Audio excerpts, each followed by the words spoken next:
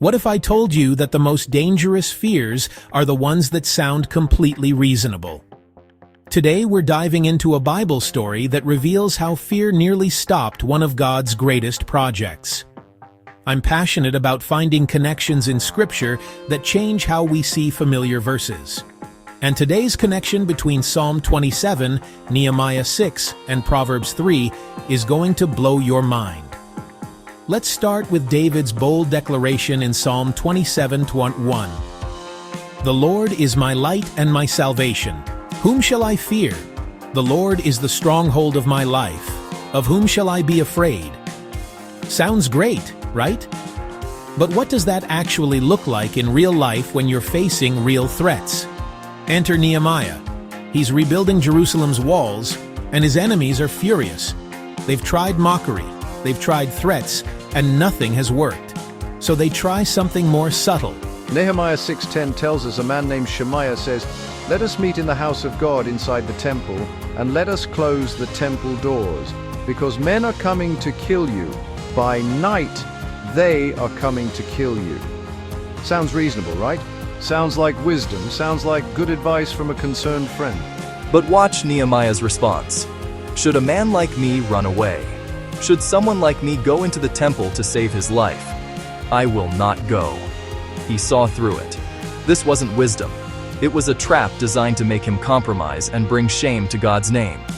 Here's what I learned. Fear was being used as a weapon. Not obvious, terrifying fear, but reasonable, practical, just being careful fear. This is where Proverbs 3:24-26 comes in with the antidote. When you lie down, you will not be afraid. Do not be afraid of sudden terror, for the Lord will be at your side and will keep your foot from being snared. Did you catch that? Keep your foot from being snared. Fear is a snare. The pattern is clear. Fear often comes disguised as wisdom or safety, but it's actually a trap. Nehemiah could have completely justified hiding in the temple. I'm just being careful. I'm being responsible. How often does fear whisper to us today? Be practical. Protect yourself. Compromise just this once. Don't take that risk. What will people think? But here's the truth. Sometimes the most dangerous fears are the ones that sound completely reasonable. When fear masquerades as wisdom, that's when we need to remember, the Lord is our stronghold. So here's my question for you. What reasonable fears might actually be snares in your life? What is fear disguised as wisdom trying to stop you from doing? Let me know in the comments below. And if this perspective helped you see these verses differently, hit that subscribe button for more biblical connections that will change how you read Scripture. Remember, the Lord is your stronghold.